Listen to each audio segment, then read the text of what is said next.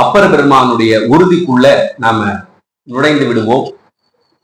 இங்கேயும் அப்பருடைய உறுதிக்கு அப்பர் அப்படின்னே சொல்லுவாங்க.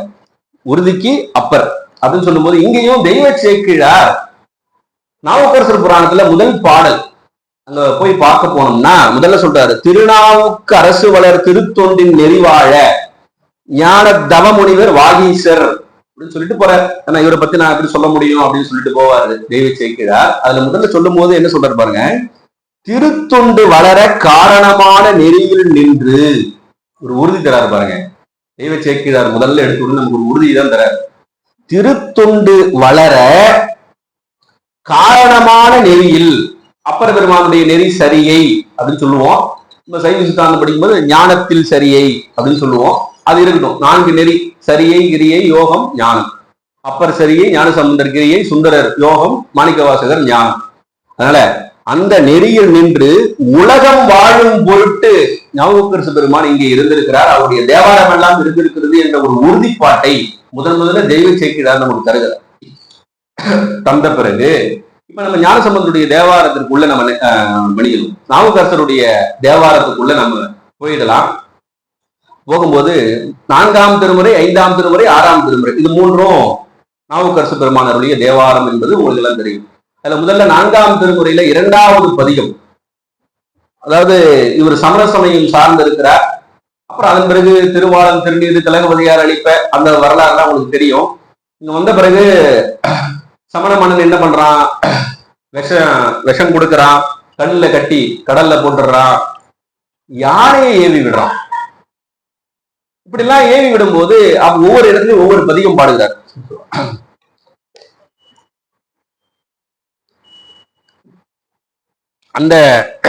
அதுல ஒரு பதிகம் தான் இது.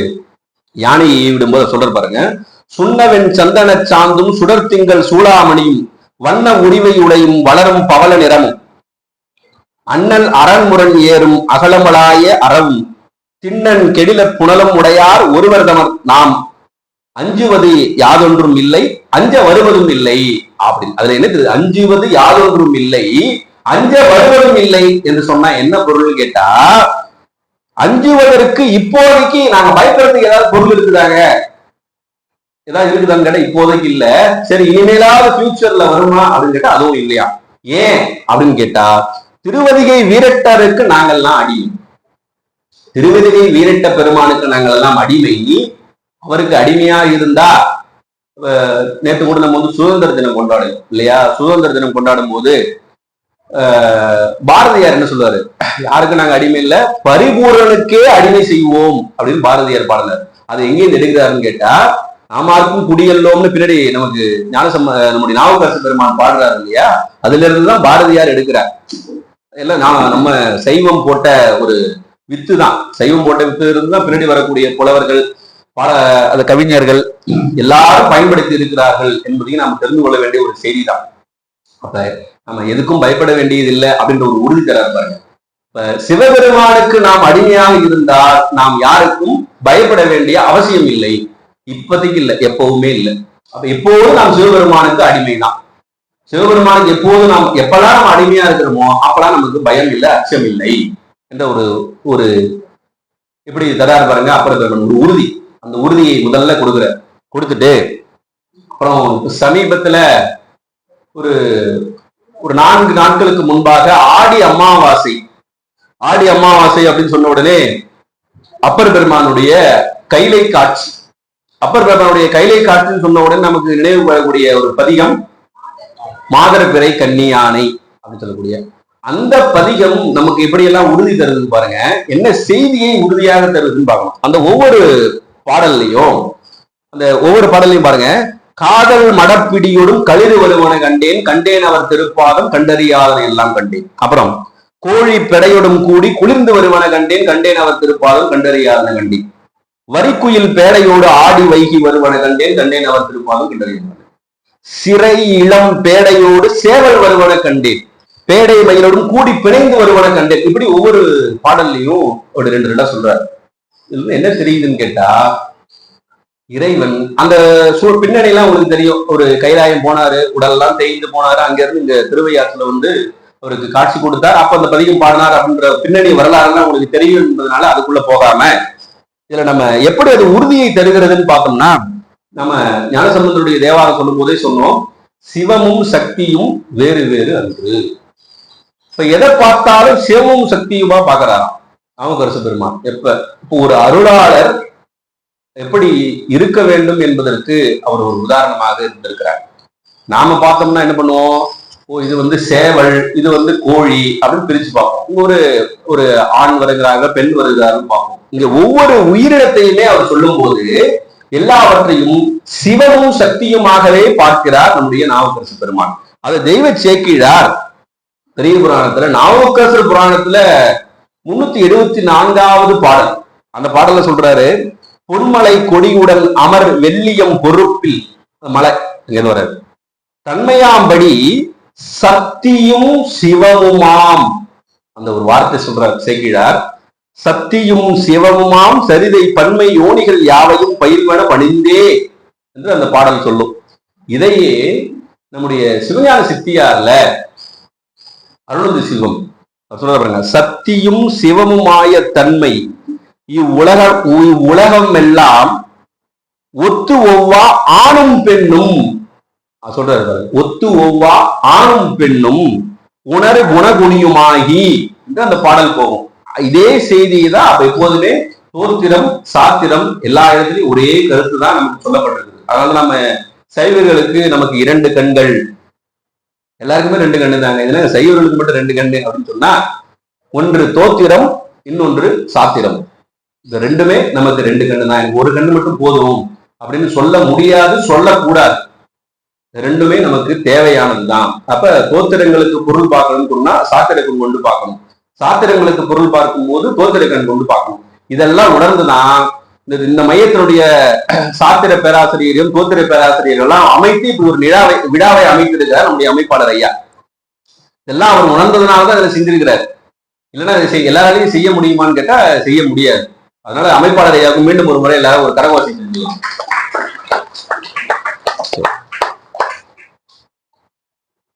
அப்ப இந்த எப்படி பாருங்க, சிவமும் சக்தியுமாகவே நாவுக்கரசு பெருமான் இந்த உலகத்தில் உள்ள உயிர்களை எல்லாம் பார்க்கிறார். அப்ப அருளாளர்கள் எப்படியெல்லாம் பார்க்கிறாங்க அப்படின்றத நம்ம தெரிந்து கொண்டா அப்ப அருளாளர்களுடைய உறுதிப்பாடு வரும். அப்ப எதையுமே சிவமும் சக்தியாக பார்க்கக்கூடிய தன்மை, அது ஒரு உறுதிப்பாடு தான். அப்புறம் அப்பர் பெருமானுடைய திரு அங்கமாலை பதிகத்தை நம்ம சொல்ல வேண்டியதில்லை. தலையே நீ வணங்காய், தலைமாலை தலை கணிந்து, தலையாலை பணிதேன் தலைவணி தலையே நீ வணங்காய், தேடி கண்டு கொண்டேன் திருமாலோடு நான் மோனம் தேடி தேரோனா தேவனை என்னுள்ளே தேடி கண்டு கொண்டேன். இப்படி அதெல்லாம் என்ன ஒரு உறுதியை தருகிறார்னா, இந்த அங்கத்திலே இருக்கக்கூடிய ஒவ்வொரு உறுப்புகளாலும் என்ன செய்ய வேண்டும், இதை செய்யணும் அப்படின்னு ஒரு உறுதிப்பாட்டினை நமக்கு புலப்படுத்துகிறார் அப்பர் பெருமான். அதனால அந்த பதிகெல்லாம் உங்களுக்கு தெரிந்த பதிகம் என்பதனால நம்ம அடுத்த செய்திக்குள்ள போயிடுவோம். இது நமக்கு தெரியும். அதாவது இப்ப சமணர்கள் எல்லாம் இப்பதான் நம்ம யானையை ஏவி விட்டாங்கன்னு பார்த்தோம். அப்புறம் கண்ணுல கட்டி கடல்ல தூக்கி போட்டாங்க. எங்க ஊர்ல தான் போட்டாங்க. அங்கிருந்து கரை ஏறினார். அந்த ஏரி இடம் தான் இன்றைக்கும் கரையேற விட்ட குப்பம் அப்படின்னு ஒரு ஊர். அங்க கூட ஐயாவோட போகிறதுக்கு ஒரு பெரிய வாய்ப்பு கிடைச்சது சமீபத்தில். கரையேற விட்ட குப்பம்.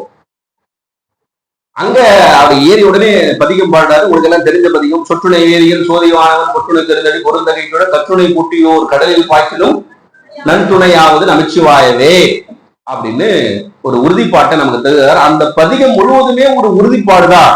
இருந்தாலும் அந்த பதிகத்தினுடைய ஒரு 3வது பாடலை மட்டும் நம்ம சிந்தித்து அடுத்த செய்திக்குள்ள போயிடலாம். விண்ணுற அடுக்கிய விறகின் வெவ்வழல் உண்ணிய புகிலவை ஒன்றும் இல்லையாம், பண்ணிய உலகினில் பயின்ற பாவத்தை நன்னி நின்று அருள்வது நமச்சிவாயவே.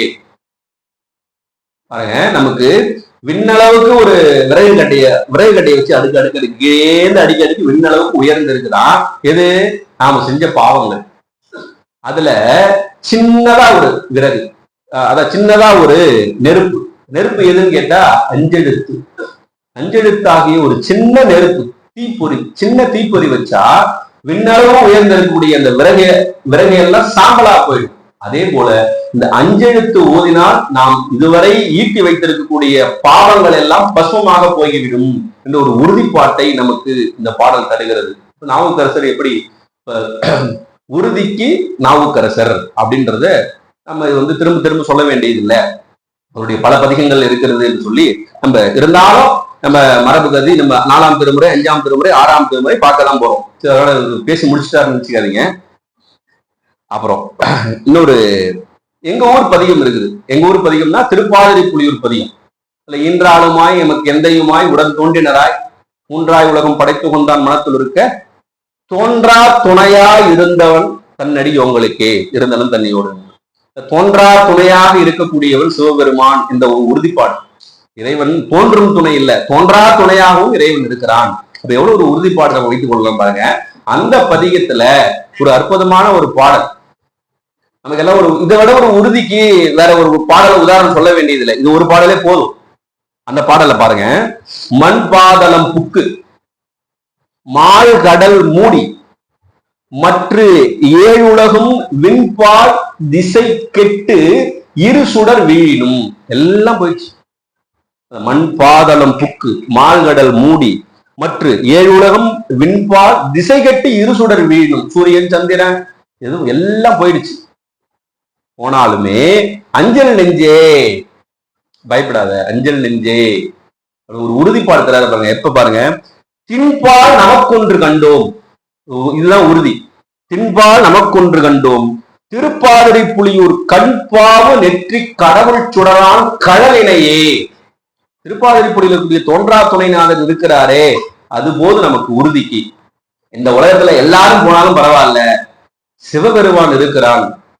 அதனாலதான் அப்பர் பெருமானே உற்றார் யாருளரோ உயிர் கொண்டு போகும் பொழுது குற்றாலத்துறை கூத்தன் நல்லா நமக்கு உற்றார் யாருளரோ அவன் தான் இருக்கிறான் அப்படின்னு சொல்லி அவருடைய பல பதிகங்கள்ல இதே கருத்தை சொல்ல போறாரு. பின்னாடி பார்ப்போம். அதுல ஒரு சிவபெருமான் ஒருவனே முழுமுதற் கடவுள் அப்படின்றது நம்ம ஐயம் இல்லாம நம்ம உணர்வுல இருக்கணும். ஐயம் இல்லாம நம்முடைய உணர்வுல இருக்கணும். நமக்கு எல்லாருக்கும் தெரிந்த ஒரு பாடல், 100 கோடி பிரமர் நொந்தினர் 6 கோடி நாராயண ரங்கனே. இந்திரர் எத்தனை பேருக்கு இருந்தாங்க, இது வரைக்கும் இருந்துட்டு போனாங்க, கங்கையில போய் மணல்ல எண்ணுங்க அப்படின்னு சொல்லி கடைசியா சொல்றாரு, ஈரில்லாதவன் ஈசன் ஒருவனே. சிவபெருமான் ஒருவனே முழுமுதற் கடவுள் அப்படின்றத அந்த பாடலின் மூலமாக நமக்கு உறுதியாக வலியுறுத்துகிறார். நமக்கு ஒரு டவுட்டே வேணாம். முதல்ல சொன்னது போலதான் அவங்களும் சொல்றாங்களே அங்கேயும் ஒரு டவுட் இருக்குது அப்படின்னு சொன்னா அதுக்குதான் சாத்திரம் படிக்கணும்னு சொல்றோம். சோத்திரம் மட்டும் படிச்சா இந்த ஒரு டவுட் இருந்ததுன்னு சொன்னா சாத்திரம் படிக்கணும். ஒரு பழம் பாடல் ஒண்ணு சொல்லுது. அதாவது நம்ம ஆரம்பத்துல அந்த தோருடைய செய்திகளை சொல்லும் போதே அதுக்கு முன்னாடி அதை வேத நெறி தழைத்தவங்க மிகு சைவத்துறை விலங்குன்னு சொல்லும் போது இந்த வேதம் ஆகமம்னு சொன்னோம். இப்போதுமே சில பேர் வேதம் ஆகமம் அப்படின்னு சொல்லும் போது நம்முடைய திருமுறை நம்ம சித்தாந்தம் இதனோட என்ன தொடர்பு அப்படின்னு சொன்னா ஒரு பழம் பாடல் சொல்லுது, வேதம் என்பது பசு, அந்த பசுவினுடைய பால் தான் ஆகமம், அந்த பாலிலிருந்து எடுக்கப்பட்ட நெய் தான் நம்முடைய நால்வர் பெருமக்களுடைய தமிழ். இன்னைக்கு நம்ம காலையில ரெண்டு தலைப்பு பார்க்கிறோம் இல்லையா, ஞானசம்பந்தர்ல இருந்து மாணிக்க வாசகர் ஈராகக்கூடிய நால்வர் பெருமக்களுடைய தமிழ் நெய். நெய் மட்டும் போதுமா அப்படின்னு கேட்டா நெய்யிலே ஒரு சுவை இருக்குது பாருங்க, அந்த சுவை தான் மெய்கண்டார் அருளிய அந்த நூல், மெய்கண்டான் நூல். அப்ப நீங்க இந்த திருமுறைகள் எல்லாம் நம்ம படிக்கிறோம் அப்படின்னு சொன்னா அது ஒரு நெய்ன்னு சொல்லிட்டாங்க. நெய் அப்படியே இருந்ததுன்னா அப்படியே பார்த்துட்டே இருக்கணும். அதை நாம் சுவைக்கணும்னு சொன்னா சாத்திர கண் கொண்டு தான் அதை பார்க்கணும். சாத்திர கண் கொண்டு பார்க்கலன்னா அந்த நெய்யை சுவைக்க முடியாது, டேஸ்ட் பண்ண முடியாது. இப்ப ரெண்டுமே வேற வேற இல்லை அப்படின்றது அந்த பழம்பாடு. அப்ப வேதத்திலிருந்து தொடங்கி அந்த சைவ சித்தாந்த சிவ ஆகமம் வரைக்கும் எல்லாத்தையும் அந்த பழம்பாடுன்னு சொல்லுது. இப்ப வேதம், ஆகமம், அப்புறம் திருமுறை, அப்புறம் சாத்திரம், மெய்கண்டான் நூல் அப்படின்னு அந்த பாடல் சொல்லும். மெய்கண்டாருடைய சிவஞான போதம் வச்சுக்கிட்டாலும் அது மெய்கண்ட சாத்திரங்களுடைய கருத்துக்கள் தான் அந்த செய்தியை சொல்லும். அதனால இறைவன் ஒருவனே முழுமுதற் கடவுள், அதான் ஈரில்லாதவன் ஈசன் ஒருவனே என்ற ஒரு உறுதிப்பாட்டை அப்பர் பெருமான் நமக்கு காட்டுகிறார் என்று சொல்லி நம்ம 5ஆம் திருமுறையில தில்லை பதிகம் நமக்கு எல்லாருக்கும் தெரியும். அன்னம்பாளிக்கும் தில்லை சிற்றம்பலம், அன்னம்பாளிக்கும் தில்லை சிற்றம்பலம்னா நம்ம பொதுவா அதை நம்ம மகேஸ்வர புதையில பாடிட்டு இருக்கிறோம். ஆனா பொதுவா அன்னம் அப்படின்னு சொன்னா என்ன பொருள்னு கேட்டா பேரின்பம்னு அர்த்தம். திருவாசகத்துல பாதகமே சோறு பற்றினவா தோல் நோக்கம், அதுல சோறுன்னா என்னது, வீடு பேரு, சோறுனா வீடு பேரு. அதுதான் இங்க அன்னம் என்பது வீட்டின்பம். அன்னம் பாடுக்கும் தில்லை சிற்றம்பலம் சொன்னா வீட்டின்பத்தை தரக்கூடியது. சிற்றம்பலத்தில் இருக்கக்கூடிய பெருமான் வீட்டின்பத்தை தரக்கூடியவன் என்பதுதான் பொருள். அதுதான் உண்மையான பொருள் கூட. ஆனால் அப்படியே அன்னம்ன்றதுனால அது மேலோட்டமா நம்ம அப்படியே பயன்படுத்தி கொண்டு இருக்கிறோம். அந்த பதிகத்துல ஒரு உறுதியை தரக்கூடிய பாடல் நிறைய இருக்குது. அதுல ஒரு பாடல், அள்ளல் என் செய்யும், அருவினை என் செய்யும், தொல்லை வல்வினை தொந்தம் தான் என் செய்யும், தில்லை மாநகர் சிற்றம்பலவனாவிற்கு எல்லை இல்லது ஒரு அடிமை பூண்டேனுக்கே.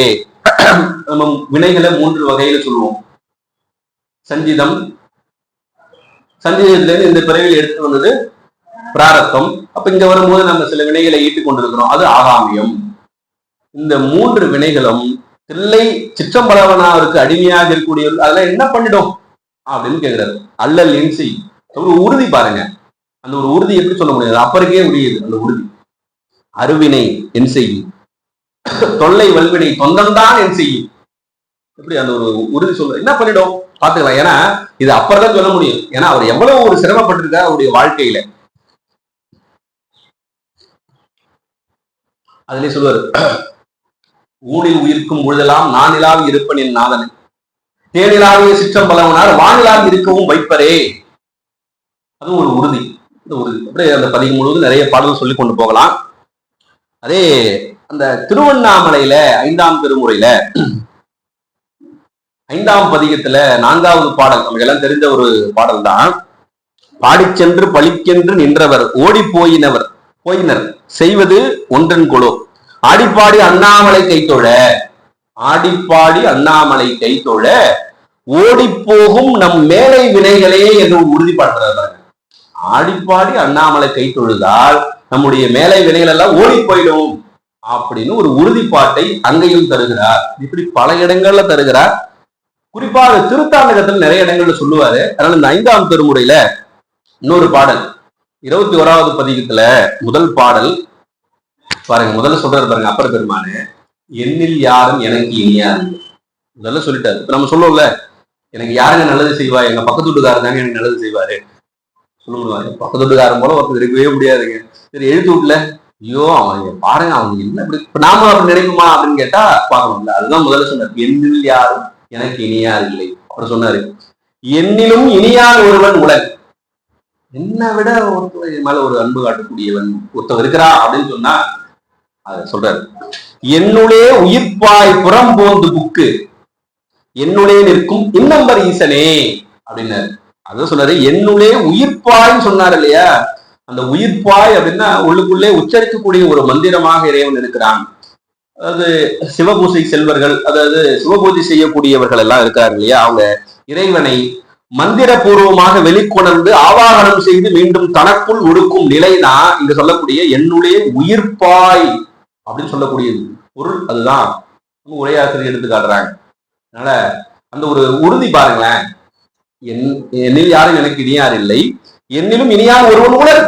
அது எவ்வளவு ஒரு உறுதி பாருங்க. ஒருத்தர் இருக்கிறான், அது இருக்கிறான். அது யாருன்னு கேட்டா இன்னம்பர் ஈசன், என்னுடைய உயிர்ப்பாயில் இருக்கக்கூடிய இன்னம்பர் ஈசன் அப்படின்றத ஒரு உறுதிப்பாட்டை அந்த பாடலிலும் நம்முடைய ராவகிருஷ்ண பெருமான் தருகிறார் என்று சொல்லி, அடுத்தது நிறைய பாடல் வைத்திருந்தோம், பார்ப்போம். அடுத்தது 5ஆம் திருமுறையில 51வது பதிகம். அந்த 51வது பதிகத்துல ஒரு 6வது பாடல் நமக்கு எல்லாம் தெரிஞ்ச ஒரு தேவாரம் பாருங்க.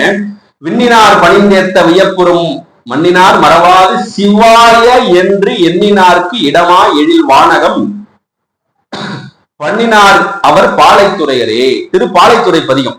திருப்பாலைத்துறை பதிகத்துல 6வது பாடல். இதுல என்ன சொல்றாரு, சிவாயே என்று எண்ணினாருக்கு அப்படின்னு உறுதிப்பாடு சொல்றாரு பாருங்க. யாரெல்லாம் அந்த சூக்கும பஞ்சாட்சரம் சிவாய நம அதை யாரு தியானிக்கிறார்களோ எண்ணுகிறார்களோ அவர்களுக்கு இடமாக வானகத்தை படைப்பான். யாரு?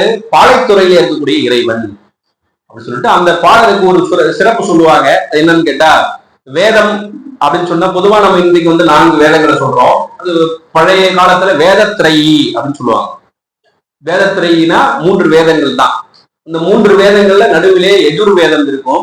அந்த எஜுர்வேதத்துல நடுவிலே ஒரு ஸ்லோகம் வரும். அதை சொல்லுவாங்க, நமசிவாயு சிவதராய இது வரும். அது நடுநாயகமாக வேதத்துல இருக்குது. அதே போல தமிழிலும் நம்முடைய மூவர் தேவாரம், அப்படி மூவர் தேவாரத்துல ஞானசம்பந்தர், அப்பர், சுந்தரர், இதுல நடுவில் இருக்கக்கூடியது அப்பர் பெருமானுடைய தேவாரம். அப்பர் பெருமானுடைய தேவாரம் நமக்கு தெரியும் 4, 5, 6 இந்த 3 திருமுறையும். இந்த 3 திருமுறையில நடுவில் இருக்கக்கூடியது 5ஆம் திருமுறை. 5ஆம் திருமுறையில 100 பதிகங்கள் இருக்குது. அது நடுவில் இருக்கக்கூடியது இருக்குது 51வது பதிகம். 51வது பதிகத்துல 11 பாடல் இருக்குது. 11வது பாடல்ல இடையிலே இருப்பது 6வது பாடல். இந்த 6வது பாடல்ல சிவாய இந்த 5 எழுத்து வந்திருக்கிறது.